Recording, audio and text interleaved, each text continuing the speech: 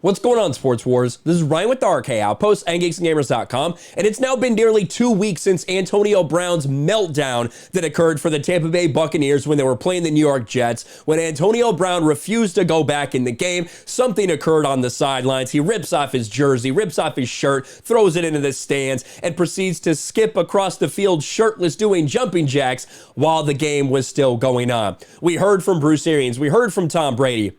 Then we heard from Antonio Brown, but unfortunately, Antonio Brown's story doesn't seem to be backed up by a whole lot of credibility. When he says, well, it's just because I was hurt, there seems to be much more going on, including the fact that he was mad about not getting targeted. And now a former Buccaneers player who may have contacted Antonio Brown is now speaking out about this, and that is LeSean McCoy. Why Antonio Brown's outburst with the Buccaneers was fueled by the team's approach to incentives, former Bucs running back LeSean McCoy explains. Now, obviously, Shady McCoy played for a couple different teams throughout his career, including the Eagles, including the Bills, and then last year, a little bit for the Tampa Bay Buccaneers. Antonio Brown's claims that he was cut by the Buccaneers because he refused to play with an ankle injury, but one of the Browns' former teammates believed that money played a role in his decision to rip off his equipment.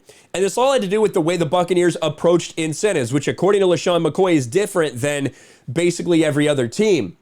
He said when they were getting around to the end of the season, when he was there in 2020, that, Byron Leftwich said, who's got incentives and what do you need so we can maybe try to get you guys that? Because they were supportive of that. Bruce Arians was supportive of that. That's not something that some teams do, but the Buccaneers absolutely were supportive of that last year.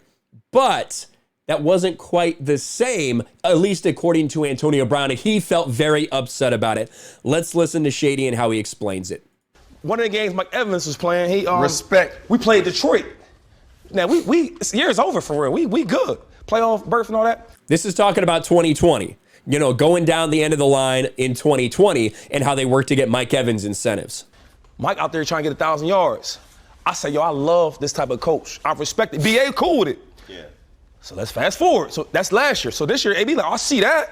So that's what we doing? Okay, so now I'm up. Know what I mean?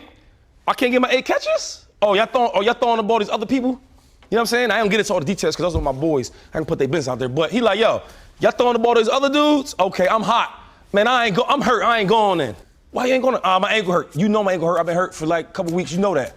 Y'all ain't getting me the ball. I ain't getting my targets. I'm hurt. I can see BA because BA is one of the real coaches. He gonna tell you how it is. If it's Tommy, what the are you looking at? Like he gets into that. He's like that type of coach. Shady, like he's who? Right, I love that. I'm cool with that. He ain't getting disrespectful. He just speaking how it is. I can see him say, well, you ain't getting in?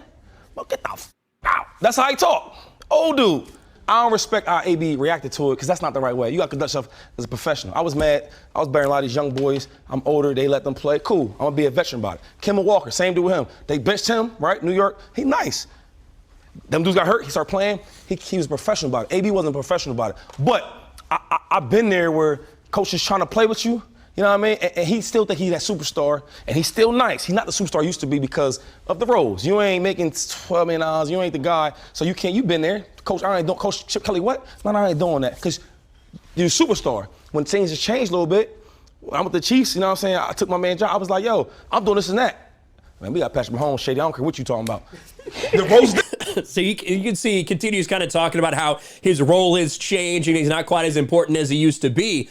But the way he explains that is likely very much what happened. As someone who played with Antonio Brown last year, as someone who played with all those people on the Buccaneers last year, who was coached by, Bruce Arians and everyone, that seems to be probably a pretty good idea of how it went down, that Antonio Brown was mad about not getting his catches, not getting his targets. Now, we saw Tom Brady, Tom Brady's the one who got him on that team, even though Bruce Arians wasn't quite so sure about Antonio Brown. We saw Tom Brady get Rob Gronkowski, his catches when it mattered. I am sure Tom Brady would have done the same exact thing for Antonio Brown. I guarantee it. If Antonio Brown had just had a little bit of patience and not freaked out, not had a fucking mental breakdown, meltdown like he always seems to have. But interesting hearing LeSean McCoy talk about potentially why Antonio Brown reacted the way that he did. What do you guys think? Let me know in the comments below. Smash a like button, subscribe to the channel, ring the bell for notifications, share this video out there, and I'll talk to you later.